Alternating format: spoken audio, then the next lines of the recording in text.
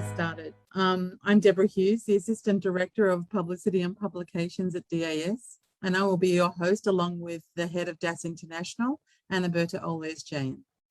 Thank you for attending today's webinar, where our specialist tutor, Samunn, will be sharing on ways to boost your child's maths success at home. If you have any questions for our presenters, please click on the Q&A icon at the bottom of the Zoom window, and you can type in your questions there, or you can just put it into the chat function, and we'll collect your questions and hope to provide answers for you at the end of the presentation.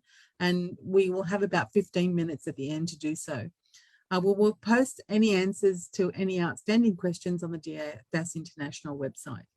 So let's get started. All of our specialist teachers at DAS International hold qualifications in special education and have worked in special education field for a significant time.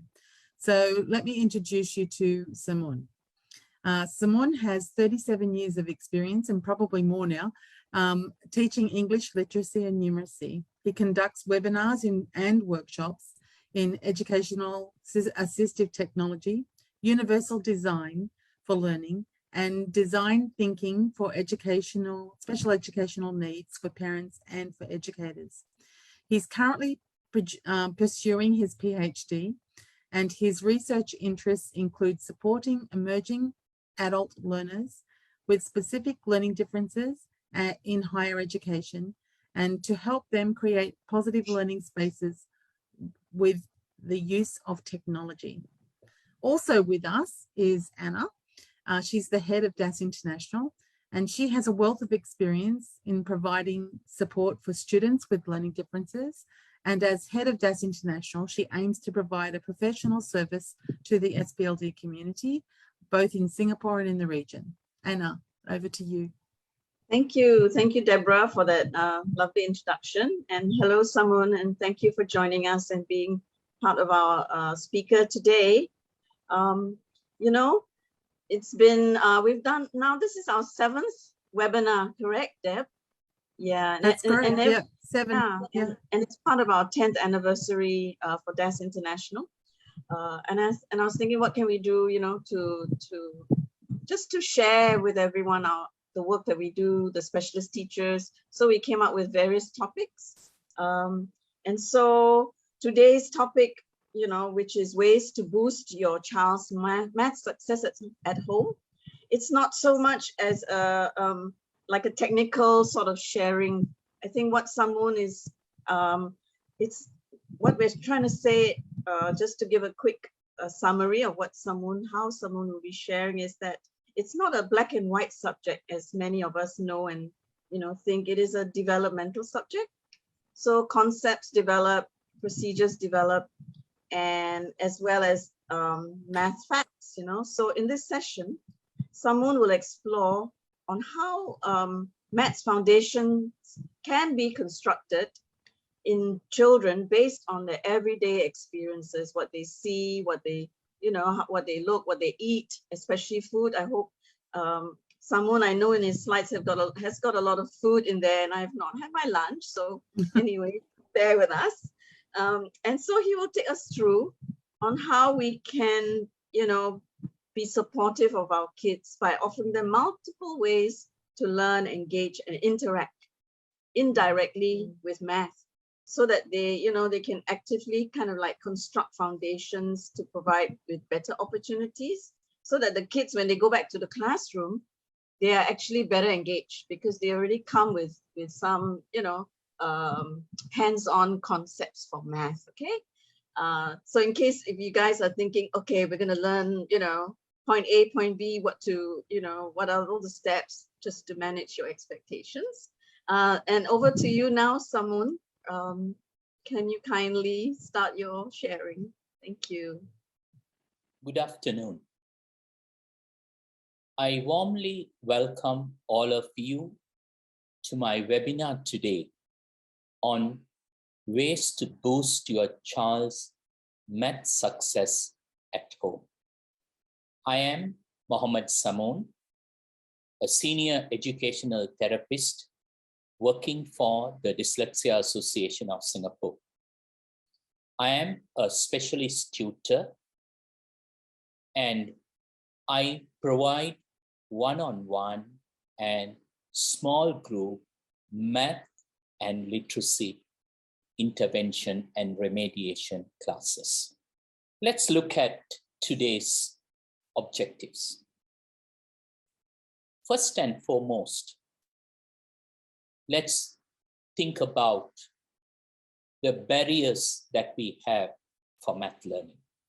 And let's have a look at how these barriers can be removed and made math learning accessible to all. And how we could facilitate math learning by providing opportunities to apply math concepts in different situations and contexts.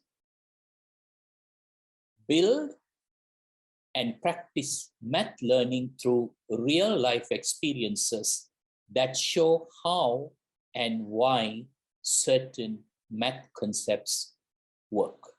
We need to have clear goals and flexible means if we want to achieve those objectives.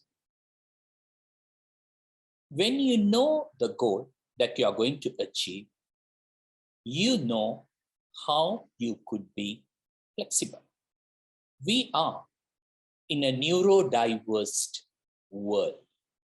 Our students come from various backgrounds, various educational setups. So variability is the norm. The learner variability depends on the context in which the child is in. Neurodiversity is all about people, not the labels that carry dyslexia or ADHD. Let's look at the 3 human characteristics that all of us have, or rather the intrinsic enablers. The skills, what the child can do, and the limitations, what the child cannot do, and the motivation, what the child wants to do. Based on these 3 human characteristics, we move on to extrinsic enablers, where we explore and suggest flexible means that can help improve the child's performance. Let's celebrate what is working for our children. Math learning is cumulative. One thing builds on another. There's no one right way to learn math. Approaches are different. So let us see how we could help our children at home. The first strategy that I would like to share with you is the use of math talk, or rather, you help your child to mathematize everyday experiences. Math talk creates opportunities for young children to discover and enjoy math anywhere. Talk to your child about their math experience. Take time to explore, enjoy, and talk about math together. Look at these 2 photographs. This I just clicked from our environment. The first photograph, we could talk about parallel lines. Whereas in the second photograph, which I clicked from a pavement, it talks about the 4-sided figures, rectangles. Likewise, these tactile markings can talk about parallel lines to our kids. And this barcode too can give an idea what are parallel lines. Let's move on to a topic that most of the kids have issues with: multiplication. So, the second strategy that I would like to work on with my kids is making math visible, or make math thinking visible. Over here, I'm just trying to teach a multiplication sum. 5 times 5, 25. So in the first picture, what you see is the child has made 5 groups of 5 items. So in total, it makes 25. So grouping and items in a group gives a better understanding to the kid rather than just memorizing the multiplication table 5 times 5. Make every opportunity possible to learn math. We know these days puppet toys are very common and famous with our kids. So I took this puppet toy to teach multiplication table. So I have just written the entire multiplication table, what is on the right, onto this. When they want to do their multiplication table, they can press and get the answer. Next one, I would like to give some tips on how fractions could be taught at home. The next topic I would like to talk about is fractions. The first thing the child needs to know is that we are going to work with a whole, and then the whole is cut into equal parts. One whole cut into equal parts, according to this picture, is 10 out of 10. From this concept, we can move on to the whole and part concept, where the child learns if one part or 2 parts is pulled out of the whole, that part that we are talking about is less than 1. Once the child gets the idea of the 2 basic facts on fractions, we could move on to comparing fractions. I am on a diet. I used to eat 8 slices of pizza. Now I am eating only 3. We could visually show the children that a larger fractions has a smaller denominator. So comparison of fractions become an easy task. Once we do all of these, we could slowly move on to the items that they are familiar with or they are working with, like Lego blocks, and then introduce the concept of one whole and fractions. Or we could use paper strips to fold and show the fractional parts. The next topic that I would like to touch upon is symmetry. This is not a difficult topic to teach. We just introduce the concept of symmetrical figures from taking examples, what we have in our environment. This park bench, this camera, all are. The next concept I would like to talk about is money. In my experience, many children know what is a dollar, and if they buy something for 60 cents and if they give $1, they would get 40 cents as change.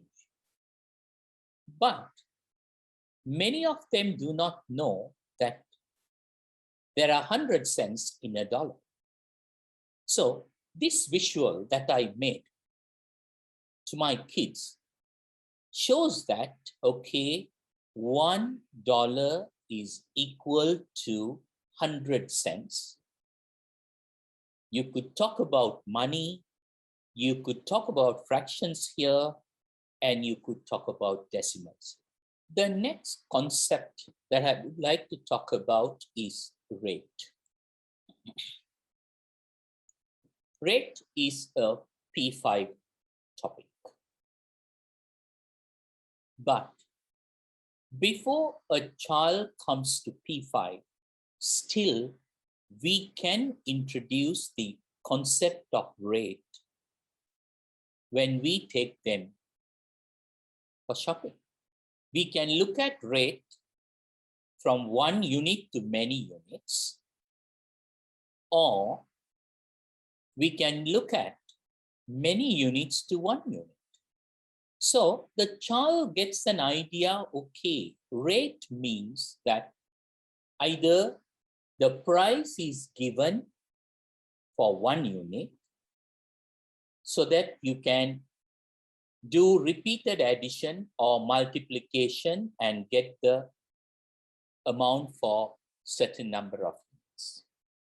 Or a group of items carry a price. So we take the price, divide by the number of items where we will get the price for 1 item. The next one, percentage, which is my favorite topic, and we could get lot of examples from our environment. The first thing the child needs to understand is percent. Per means every, cent means 100. So percentage works in terms of every 100. So the first thing is discount. The concept of discount is not that difficult because children are very familiar with going to book sales and other sales. So they know that the usual price is reduced a bit and given as a sale price. So the difference between the usual price and the sales price is the discount. It's not a difficult concept. The next one is the GST. They know that the government charges a goods and services tax, and it is 7%.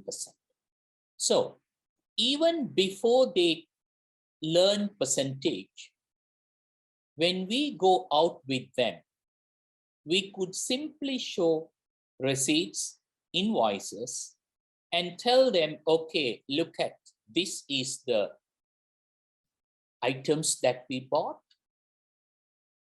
This is the total amount for that item, for the items, and this is the government tax that we are paying, 7% on what we bought. So the child gets an idea, okay, first, the number of items, the prices for the number of items are added, and then the GST is calculated on the total amount. Next is the interest calculation. So again, I take all these photos and show my students and get into a very informal talk and ask them, okay, have you seen this in your environment? Yes. I introduce one, they will say similar ones. Then I would ask, okay, what is interest?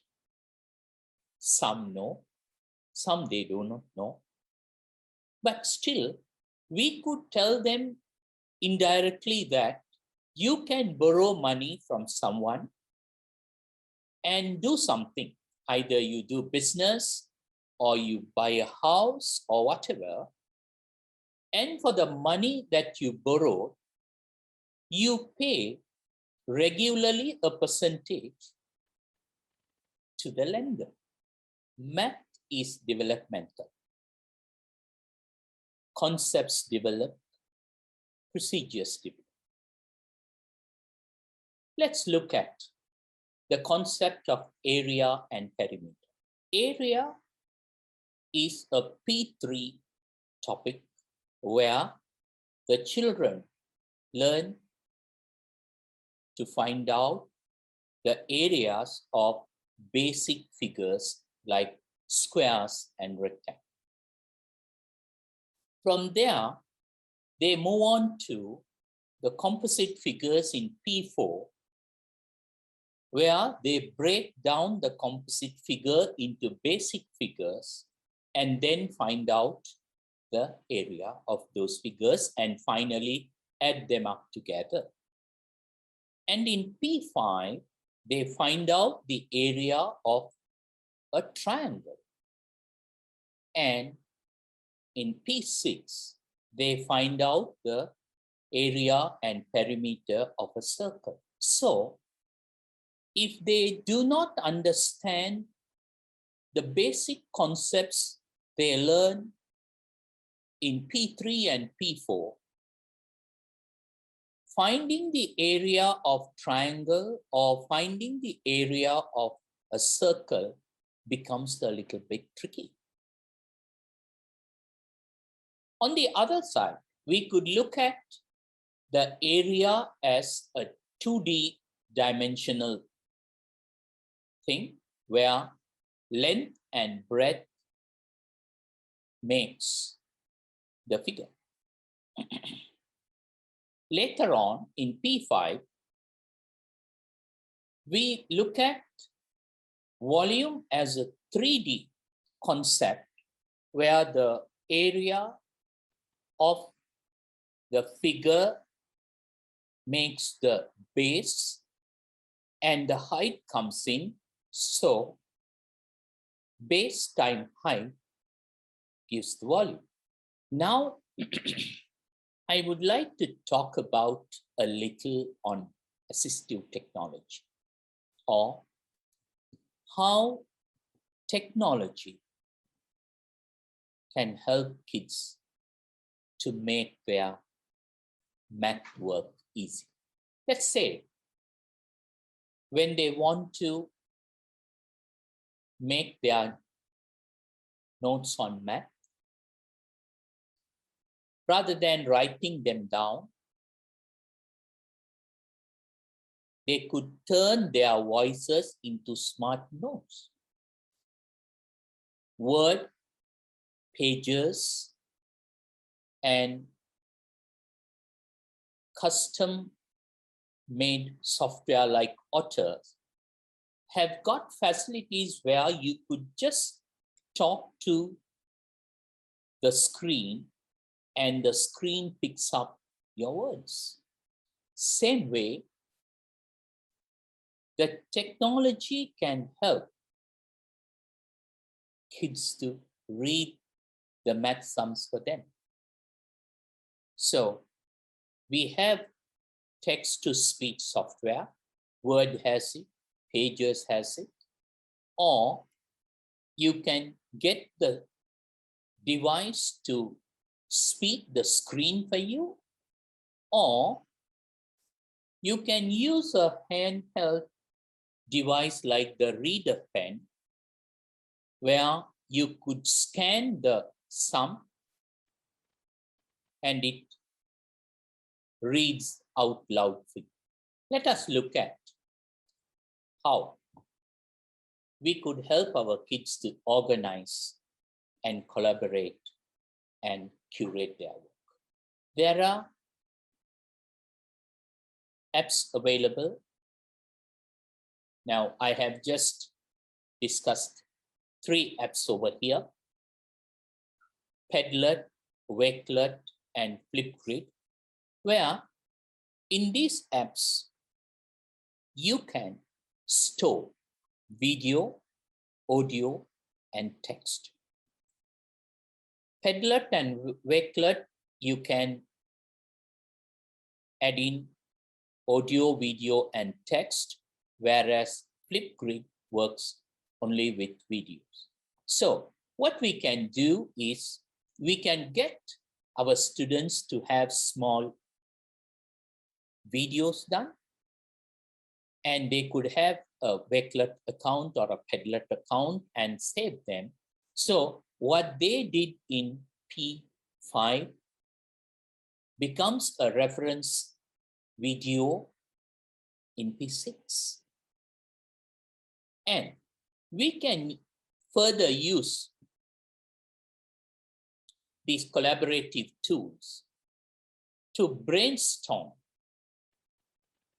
a math topic, or we could do interactive assignments and class projects as well. We can organize math group work. Let's say a group of students, they work on a project informally.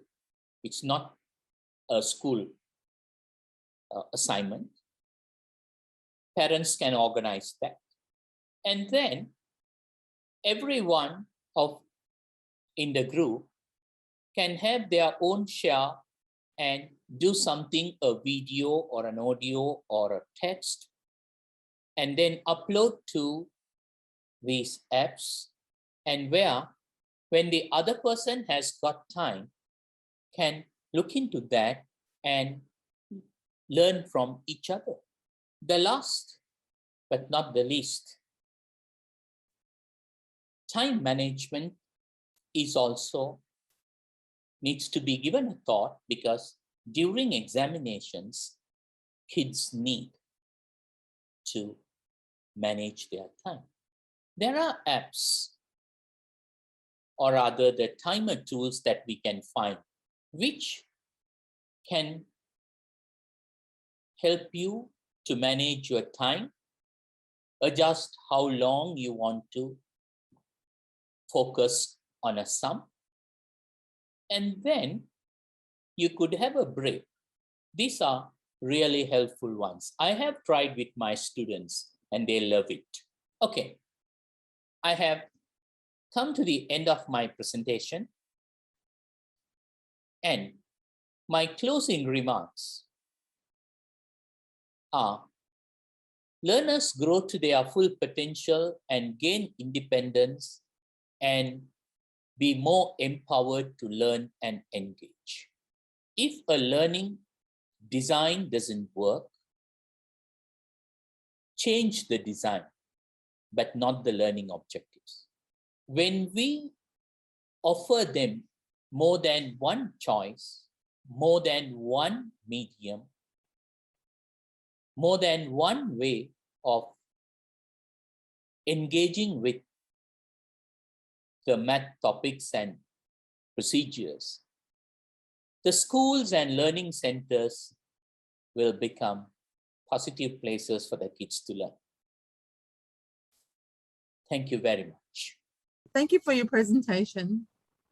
You know, I could really relate to all those real life examples, and how we can show kids that, you know, how math is important in their lives, you know, and how it can be related to their real life. But I suspect that some other in the kids' life, the parents, need to face their anxiety as well. You know, whether they can actually help their children. You know, what do you tell the parents about facing their math anxiety and making math fun? Yeah. I know I certainly face math anxiety, and I wish I had someone like you, Samunn, in my life back then. Okay. Basically, when you talk about anxiety, I personally feel that with my experience, that the environment, or rather the people who work with the kids, play a vital role. Mm. Because I was a mainstream teacher and I switched to special needs. So I now think the blunders I did when I was a mainstream teacher. So basically what happens is the blunder what I did was, when I was a mainstream teacher, we the elders, we influence the kids and build a artificial fear around the kid and say, okay, you have to do it, practice, practice, practice. You have to do this, study every time. Let's say, for example, like my son was playing the phone the previous night.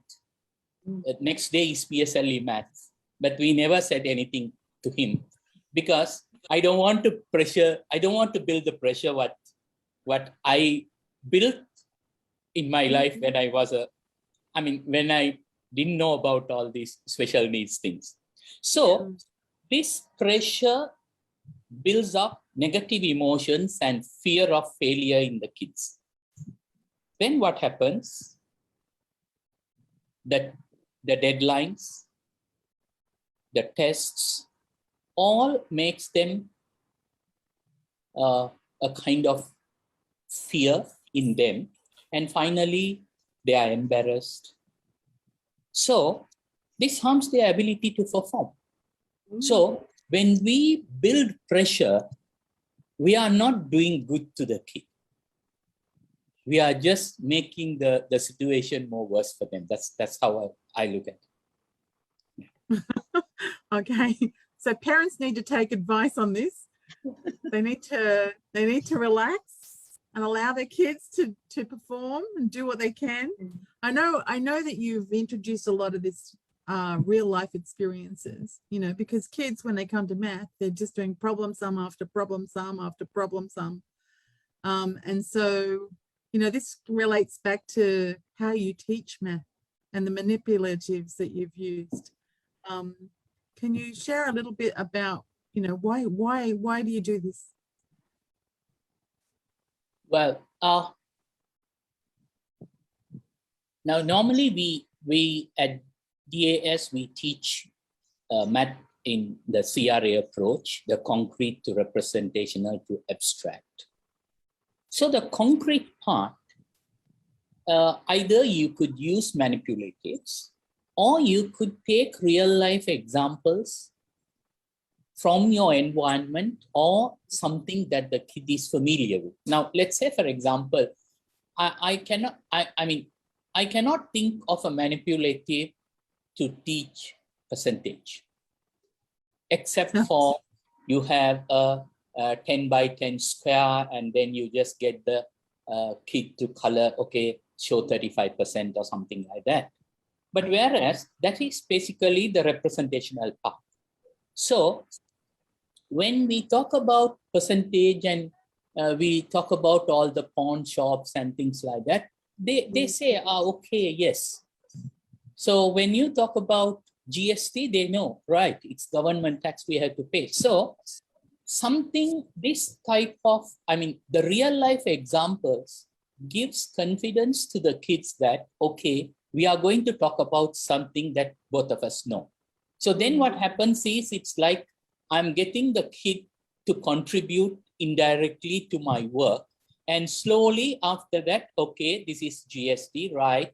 Why the government charges GST? And you get into a talk, okay, then kids have told, okay, the roads that we use, right, is out of the tax. Yes.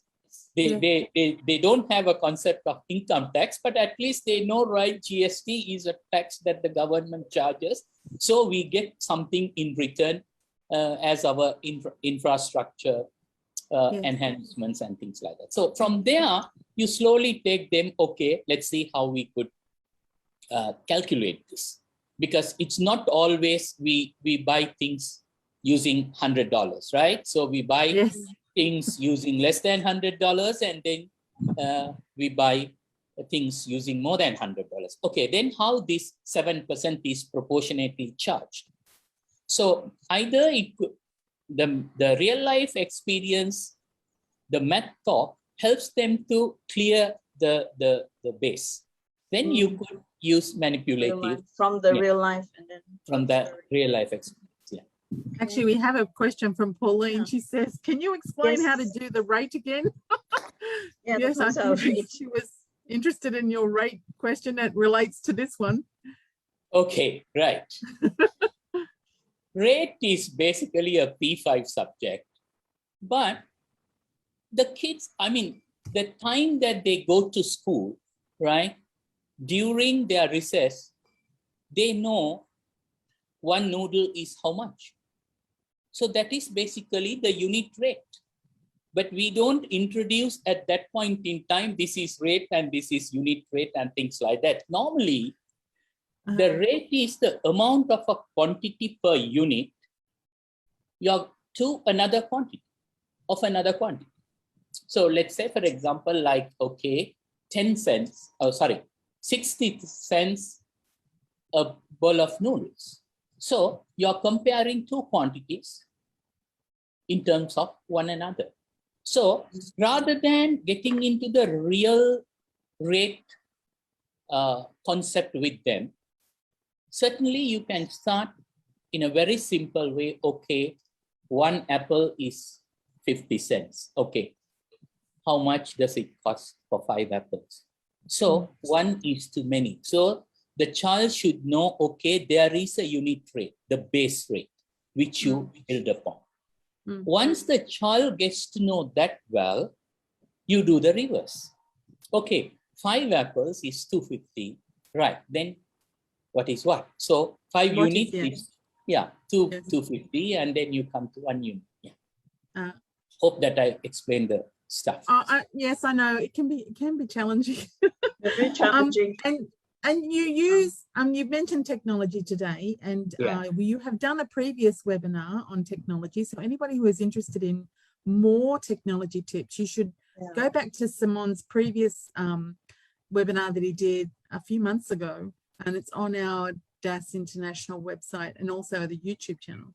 But technology enabling is really quite amazing. I know this is a passion of yours, Samunn. I know I use an app called Photomath.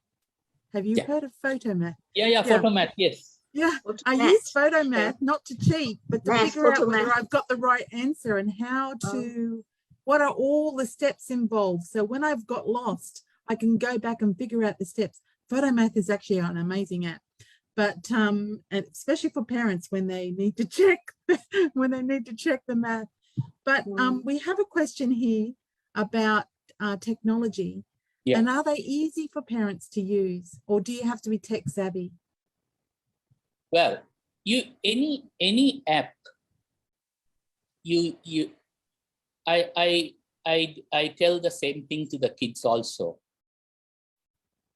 Any app or any technology starts with the elementary level.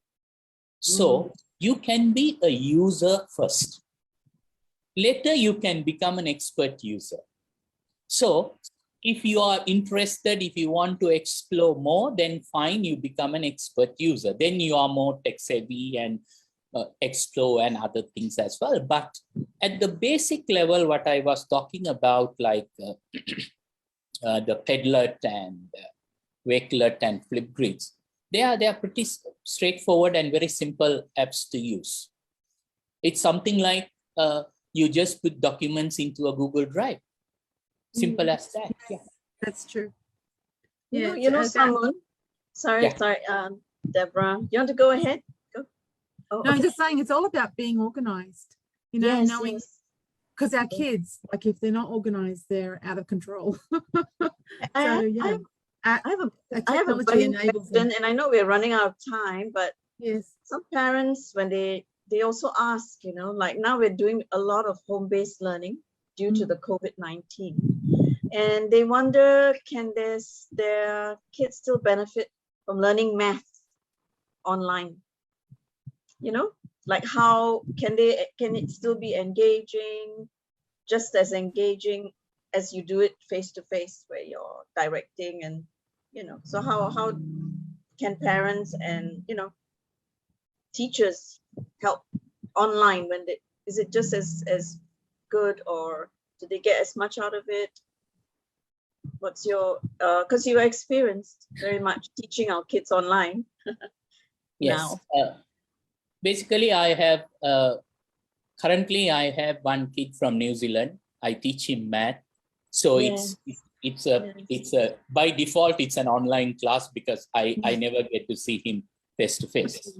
So technically, I mean, when you talk about manipulatives, now normally the manipulatives were done at a time for the face-to-face classes.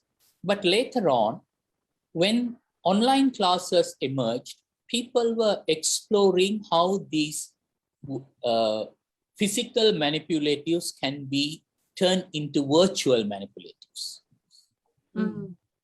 So now COVID made online default for us, not only to Singapore, for around the globe. So people basically now what you need, what I'm doing is I look for virtual manipulatives, which are almost equally similar to the physical ones. But only thing, the tactile experience is not there, but you can compensate that videos and other stuff and interactive activities and things like that. Yeah. Now let's say, for example, like if I take a very simple manipulative, the geoboard, where you have the plastic pins and you just pull the rubber band and put, you could do the same thing in the app as well. The app is called geoboard as well. So exactly what you do in the physical one, you can do it over there. So the landscape has changed. So you need to compensate the tactile function with some interactive activities before or after the manipulative. Yeah. Yeah, that's correct. Oh, interesting. Thank you, Samunn. I know we're coming to the end, right? Yes. Yeah. Yes, that's correct. Maybe you guys might have a bit of time for lunch. Yeah. Or someone made you very hungry through his presentation. So you had lots of food today. Thank you very much for your help today, Samunn.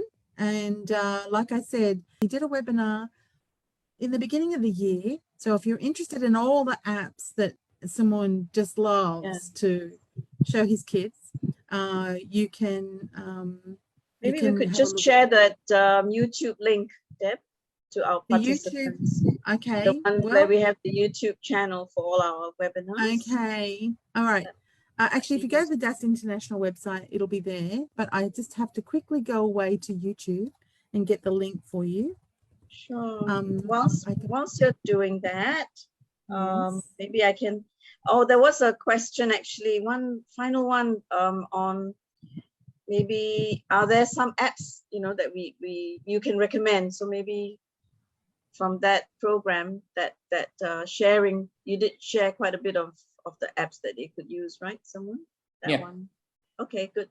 So so I would like to really thank, I know I don't want to pass the time too long. I'd like to thank our senior educational therapist and specialist teacher, Mr. Samunn, for making the time today to join us and to share with everyone. It's as well as Deb, being my co-host, my buddy. Thank you so much. No problem. And from DAS International, we do wish everyone a safe space for you and your family and your community. And we do look forward to seeing you once again for these webinars. Thank you so much, everyone. Thank you for your time, everyone. Thank you, Samunn. Enlightening as always.